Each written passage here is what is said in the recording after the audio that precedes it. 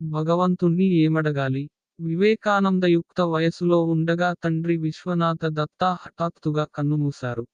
ఒక్కసారిగా కుటుంబం పేదరికంలో కూరుకుపోయింది. పెద్ద కుమారుడైన వివేకానందే ఆధారమయ్యాడు. పట్టభద్రుడైన ఆయనకు ఎక్కడా ఉద్యోగం దొరకలేదు. అలాంటి క్లిష్ట పరిస్థితుల్లో గురువు పరమహంస వద్దకు వెళ్లి బాధ పంచుకున్నాడు. అప్పుడాయన సమీపాని ఉన్న దక్షిణేశ్వర కాళీ ఆలయం వైపు చూపిస్తూ, ఇవాళ మంగళవారం.